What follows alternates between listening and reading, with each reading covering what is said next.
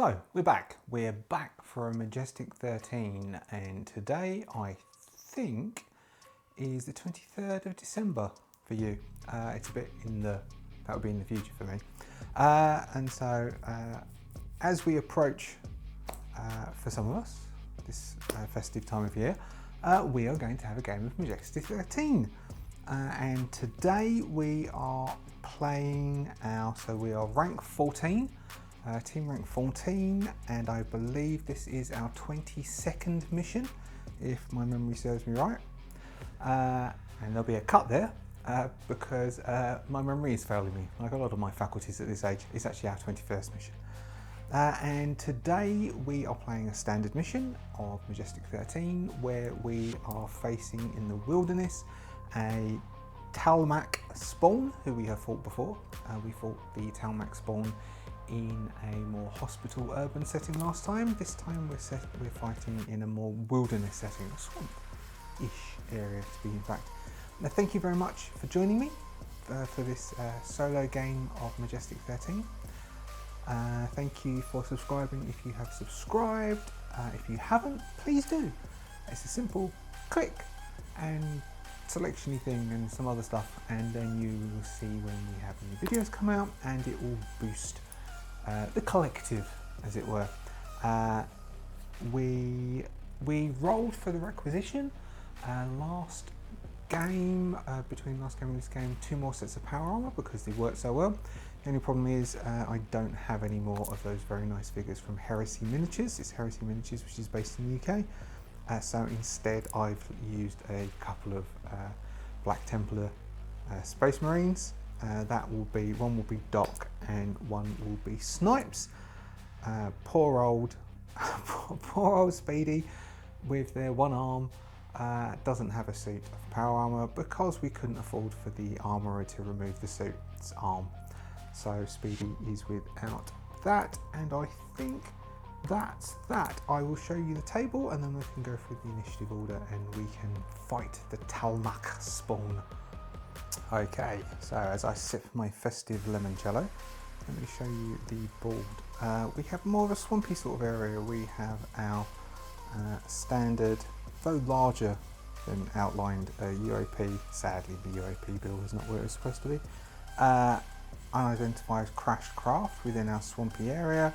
We have a selection of dead trees. We have some old ruins left over, and we have our Talmak Spawn, who is a Fomorian from the 2004 WizKids Dungeons and Dragons miniature range. Our team, we have Doc in his power armor. We have Cap in his power armor. Speedy as Speedy is. We have Snipes power armor, and we have Tank power armor. And I think that's it. Initiative order, we have so the Talmak Spawn goes on a 23, which means Cap is going on a 25, Doc is going on 20, Speedy on 19, Tank on 19, Snipes then on 13, and the Spawn again on 13. Snipes had, because Snipes armor causes Snipes to go up. I think we just got the armor, and we also got an addition for the, we got the advanced drones back. That's what I rolled. We have the drone control for the base, so Speedy will have the advanced drones that Speedy can call in. Last game when we rolled our critical, I completely forgot that we have Artect weapons, so it should have done plus 2d6 before the doubling. We didn't incorporate that, so technically we could have got another 4d6 out of that attack. We still have our ablative armor, still have our jump gear, and still have our echolocation sensors. The Talmak Spawn will go again if we ever do a critical on it. Who knows, it can happen. We are now on round 1. Why not? We'll roll Fubar. A 5 plus 1 is 6, so we do get Fubar. I will look up what that is. Let's roll D20 first. We get a 3. 3 I think is civilians for us. A 3 is indeed civilians, so even though we're out in the middle of the wilderness, maybe some backpackers or some hikers stumbled upon us in massive combat with the Talmak, so the civilians have been alerted. To start at the top, we have Cap. Cap has a dexterity of 13 plus 1 because of his awesome power armor, giving him a 14. I'm going to say that moving through any of this sort of terrain, or this sort of terrain, or this, or over any of these bases is going to cost us an additional inch per inch, so double movement. But the Talmak, I do enjoy that. Spawn, he's not going to be affected by that because he's got great big feet. So we have a 7, so let's take, well no, actually we have 14, don't we? So let's take Cap out to here. That is Cap, number 2, yes. So Cap will move out to here, giving him a nice shot on the Talmak Spawn from there, and Cap is going to attempt to shoot the Spawn with his explosive launcher. Doing a 16, pretty sure 16 plus Cap's massive 23 is a 39, hitting the Spawn who only has a defense of 25. Doing 4d6 plus 2. Doing, what we got? We got 10, 15, doing 17 points damage on the Talmak Spawn, leaving it on 158. Now we have the Spawn. The Spawn, who is a monstrosity. The monstrosity's card says, alright, so it's got, within its movement distance, is got a dex of 30. That to Cap is definitely a 30, and he can see Cap because Cap just launched at him. So I think we will most happily say that he can just gently stroll the 18 inches. The 18 inches is what he says it is, and he's just going to splosh, closh, splosh, closh, splosh to there, and then it will attack him, which is so it's got twisted psionics. Whenever the Talmak Spawn suffers damage from a weapon attack, all team members within 18 inches must, well that means, actually, sorry, first off we had this, so these two have got it, and we'll say Cap has to take it as well, which is that as he got hit, the wave of psionic energy came out. We'll have to remember this, remind me about this. Oh, hold on, and also it reduces all energy from any attack, with the psionic keyword by 3. Nah, don't worry about that. Which means that they need to, it suffers an additional 1d6 damage. Oh, okay. 5.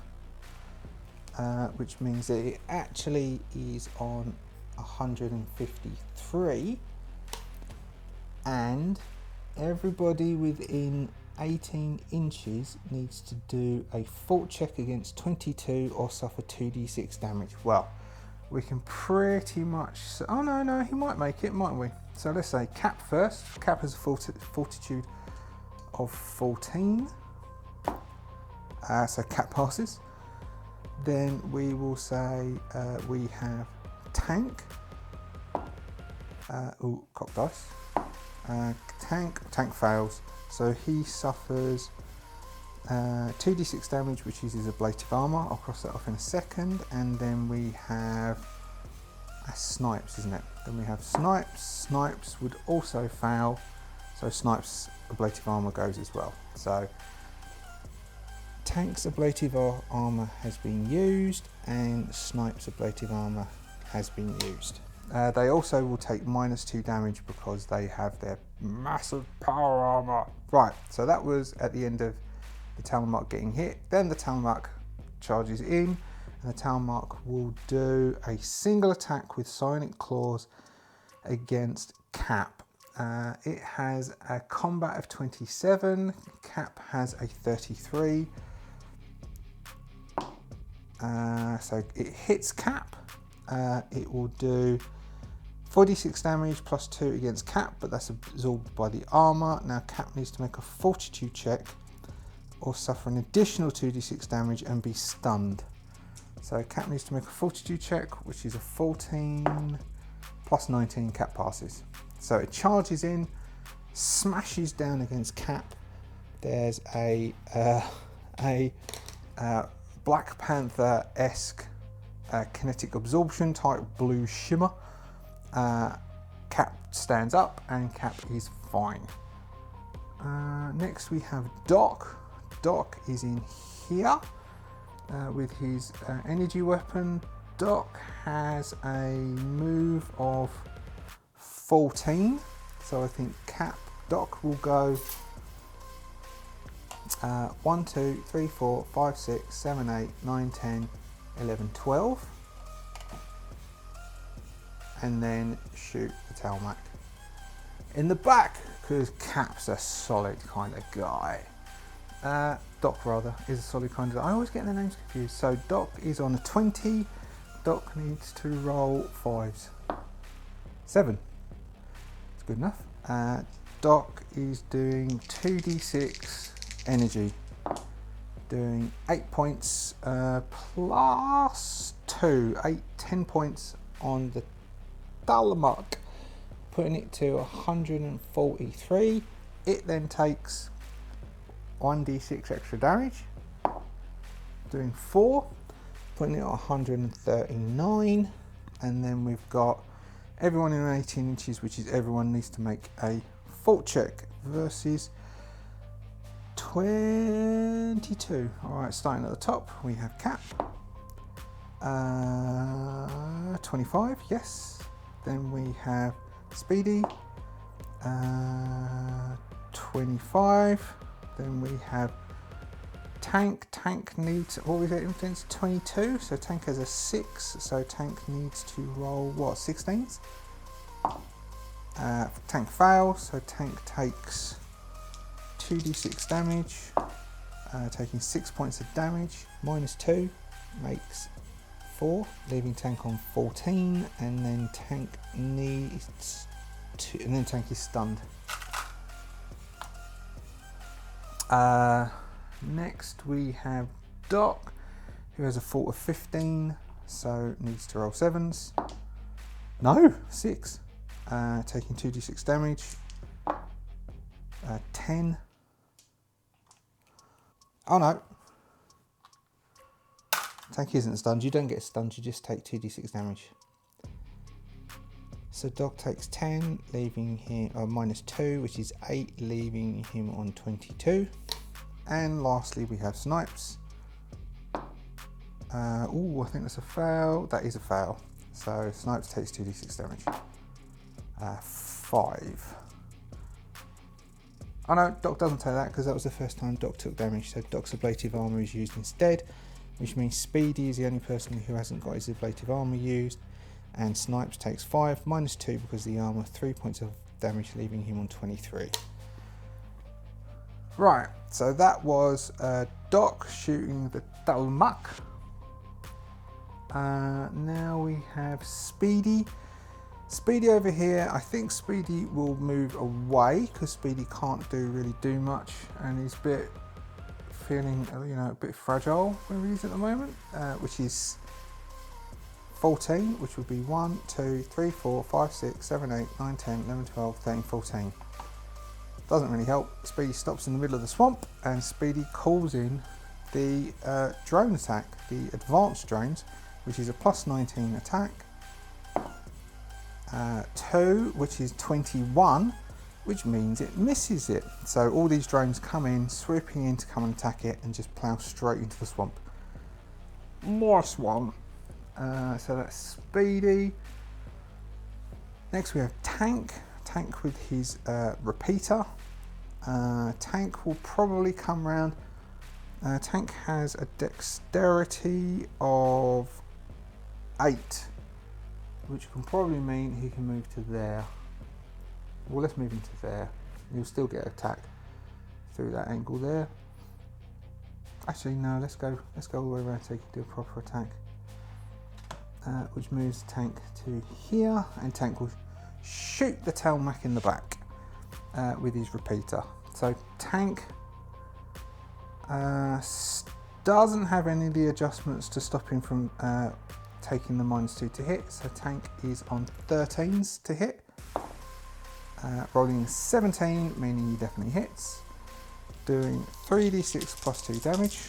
3d6 plus 2, 3d6 plus 2. Doing 9, doing 11 points of damage on the Talmak, which takes an additional d6. Doing 12 points of damage on the Talmak, leaving it at 127. Then everyone takes a full check. Cap, ooh, call that a 4. Cap fails, taking 2d6 damage, 5 points, -2, which puts him on 25. Then we've got Speedy, 22, Speedy passes. Tank, only 17, Tank fails, taking 2d6. -2, taking 3 points, leaving Tank on 11. Tank's fault was really dropped.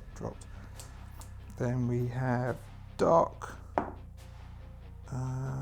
23 passes, and then we have Snipes. 17 fails, so Snipes takes -2, 6 points, leaving Snipes on 17. Right. Who was that? That was Tank, wasn't it? So then we have Snipes, who is here. Snipes might just back over here, because Snipes has a very low dexterity. You'll move and take a shot at the dude over there. So Snipes basically don't roll a 1. Cop dice. Natural 20. Alright. So it will then get to have 2 goes, because it will go after Snipes and then it will go again. But first off, Snipes gets 5d6 plus 2 because he's R-Tech weapon, plus 2 because his bonuses, doubled, which is pretty good. He rolled a lot of 1s. So you got 6, 7, 8, 9, 10, 15, 18, 20, 22, doubled to 44. Oh, plus a d6. 46. Dropping it to 81. So it's gone from 127 to 81. And then everyone has to do their rolls. So Cap fails. Takes 7 -2, 5, leaving him on 20. Then we have Speedy, fails. Speedy takes his first damage, taking 6 points. Speedy takes all of it. Then we have, who do we have next? We have Tank. Tank needs to roll, what's he got, 6, so Tank needs to roll 16s. Tank fails, taking 5 points. Leaving Tank on 6 hit points. Then we have Doc, 18. Tank, Doc passes, and then we have Snipes. Snipes fails, taking 2 hit points, leaving Snipes on 15. Okay, now it will go twice. So it has started its activation within 1 inch of an enemy that it did attack during its last activation, so it will move up to its 4 enemy hit points with the lowest hit points. The current person with the lowest hit points is most definitely Tank, who's on 6. So it will sniff out that Tank over here is on less hit points. It will turn to attack Tank. Does it have a special move? It does have Sonic Wave, which it could have done where it was, which is everyone within 12 inches, which I think if I did that from where it was, that is everyone apart from Snipes, which I think is good stats. So instead, it will stay where it was near Cap. It will do its wave and then it will attack Tank, because the wave might kill Tank anyway. So it does its wave, which is a Sonic Wave attack. If it did not use it, all enemies within 12 inches must succeed on a Dex check or suffer 3d6 and be blinded. So we have Dex check 14, they need to save against 22. So, sorry, Cap has a Dex of 14, needs to save against 22, Cap saves. Speedy 14 against 22, Speedy saves. Tank 8 saves. Doc has a 14, that makes 19. Doc fails, so Doc takes 3d6 damage and Doc is blinded. Doc takes, well, 9 because he takes -2. Doc takes his first, so leaving Doc on a 21, and Doc is blinded, which we used the blue one, and that was Doc, wasn't it? Doc's there Doc is there blinded. And then finally we have Snipes, which is 23. Snipes passes. That was the wave, and then on its next attack it will turn. Tank still? Yep, Tank on 60. It will charge into Tank over there, and it will try smashing Tank with its Psionic Claw attack, which is a plus 27 attack against Tank's 33. Cock dice. Hitting Tank, doing 4d6 plus 2. Basically, Tank can't survive this. Tank can't survive. Even if we roll all ones, Tank can't survive this. Because Tank's... Oh no, he can, because he's got a -2 because of his armour. -2 because of his armour means that he is taking 13 points. He only had 6. So Tank goes down. And that is the end of round 1. Round 2. Cap, who is over here, will just stay where he is. Oh, he could move back outside 12 inches. Give himself a bit of an advantage. So Cap is going to re-maneuver to here, being outside of 12 inches, and launch at the Talmak. Basically, he's got 23s, he needs to roll 2s. 9s hits, doing 4d6 plus 2. Doing, that's alright, and at 10, 18, 19, 20, plus a d6, 25. Doing 25 points on the Talmak from there, leaving it on 56. We then have the save, so Cap is outside. Then we have Speedy. Speedy saves. Then we have Tank is down. Then we have Doc. Oh, Doc is 1 point out. Oh no, yes, Doc is 1 point out. So Doc takes 2d6 damage, which is 5 points. Even Doc on 16. Then we have Snipes. Fails, taking 1 point. That was Cap launching on it. That was everyone suffering. Then we have the Spawn. The Spawn will do its Psionic Wave thing again, because it will be able to take those 3 with the Psionic Wave, and it didn't do it last turn. So they all need to make Dex checks at 22. So we'll start. So apart from Cap, so Speedy, who has a dexterity of 14, Speedy passes. Then we have Doc, 14. Doc fails. So Doc takes 3d6 damage, and Doc is already blinded. So Doc takes 6 points damage, and Doc is blinded, which he is. And then we have Snipes, who fails, takes 3d6 damage. So what's that? That's 8, that would be 9. And then Snipes is blinded. That's the Talmak. Now we have Doc. Doc needs to make a, I think blinded is a Dex check. Doc will have failed. Doc fails, which means Doc cannot see it. So Doc might as well try calling in the drone attack. So this is the normal call to aid drone attack, which means he needs to roll a 4 to get that. A 6. So Doc calls it in. This is a plus 21 attack. 7, 28, which means it hits it, which does 5d6 straight, I do believe. Or it might be plus something. Hold on. 5d6 plus 4. So what's that give us? That gives us 10. That gives us 15. That gives us 19 hit points. Plus 1d6 because it's taking damage. Leaving it on 32. And then sadly, well, 32, which means it's easy in extremis, but then everyone needs to make their dex check at 22 again.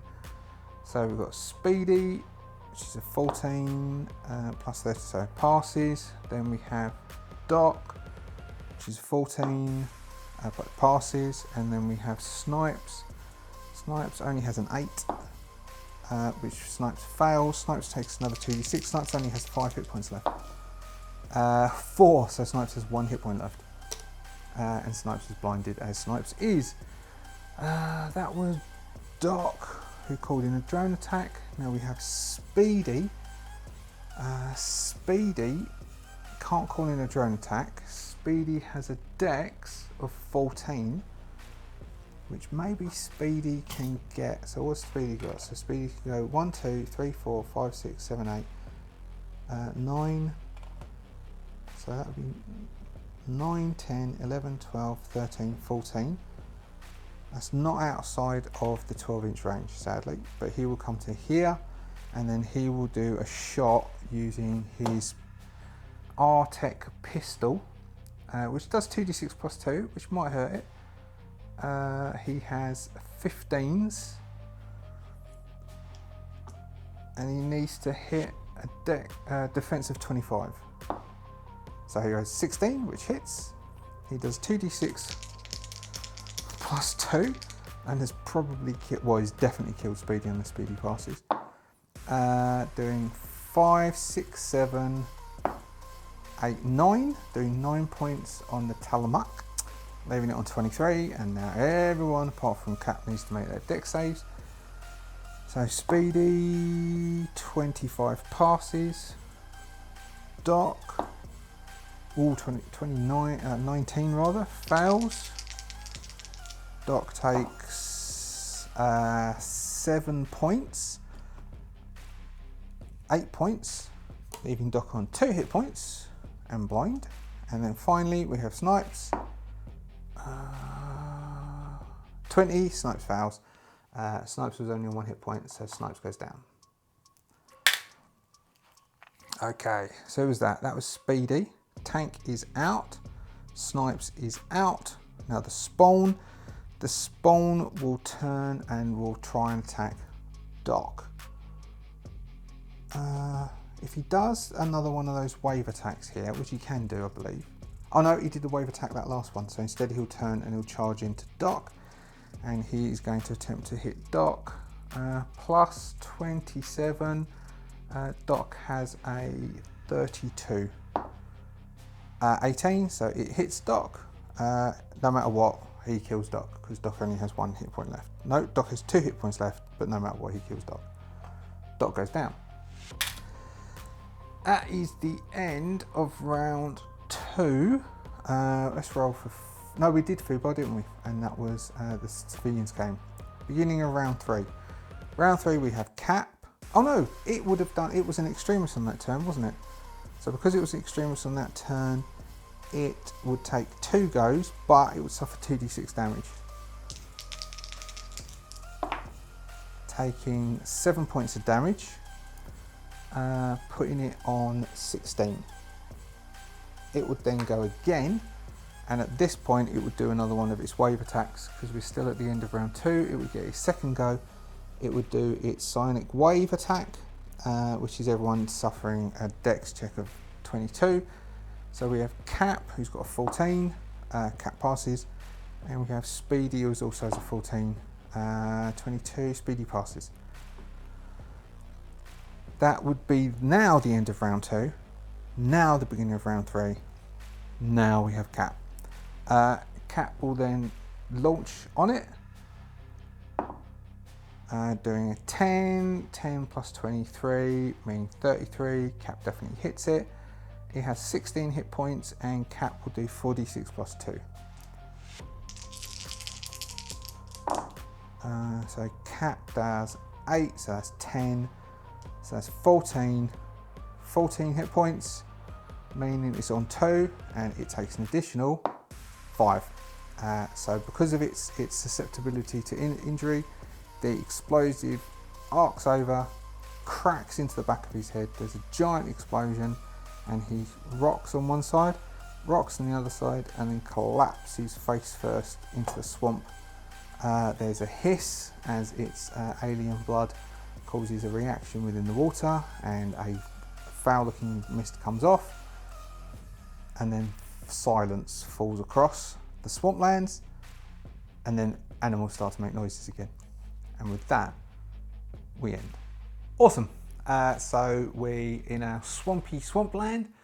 We in the it's quite hot in Australia at this time of year. So the festive time, or Christmas, is quite hot. So I am sweltering.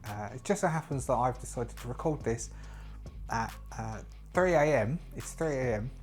The week before, because I'm going away this week. I'm away today. Actually, I'll come back today. So I've recorded this early, and it's absolutely sweltering. It's about 26, 27 degrees, and it's 3 a.m. Today it's going to reach a high 30s today. Anyway, it's really hot. But during this festive season, I should have put snow on the board. It's the limoncello I've been drinking. We defeated the Talmak Spawn. Awesome. Very good. Took slightly longer than normal, because I think that's because of its psionic wave burst, which means I'm constantly having to roll those defenses. There's probably a way to streamline that, but I don't know what it is at this point in time. But awesome. Went down. We're at, which means that our team rating has gone to 15, which means that our next mission is going to be a story mission. Now, I know people didn't really watch my alternative methodology, so I will have a look and see what the bold version of the story mission is, but I might not play it. I might just do an alternate version, and then I will give you a summary of what the outcome was leading into the next standard game. If you don't like the idea of that, please let me know, but really the special challenge missions, I don't like doing them. I really don't. I can't get the energy for it. I like these ones. I like them a lot. I like these games a lot. But anyway, let me know your thoughts. If you've played Majestic13, please let me know what you think of those challenge missions and how you have played them, and if you have enjoyed them as much as standard missions. I think the standard missions are an awesome half-hour game. Half hour, 45 minutes, particularly like once you've got in the roll of things, you can play a half-hour game, set the table up, have your team go up against an alien, nice battle. It really swings well. Sometimes you don't know what the outcome is. It's like we lost 3 people during that game against the Talmak, who I don't think we did that bad against first time, and now we're in better armour, we've got better stuff, but still it could take us. Nice. It's nice weighting, nice balance to the game, but the challenge missions I just can't get behind, which is a shame. Anyway, if you're this far and you listen to me witter to this point, thank you very much for staying with me. If you do like this, please hit the old like. If you haven't subscribed, please subscribe. If you have subscribed, welcome back. Hello, how are you? Everybody have an awesome day in 2 days' time. If you celebrate the season, do enjoy celebrating the season. If you celebrate other things, celebrate that. I do not celebrate the season for what the season is. I celebrate the season because I like it. We all have our own ways and means. Enjoy yours. I'll see you next time.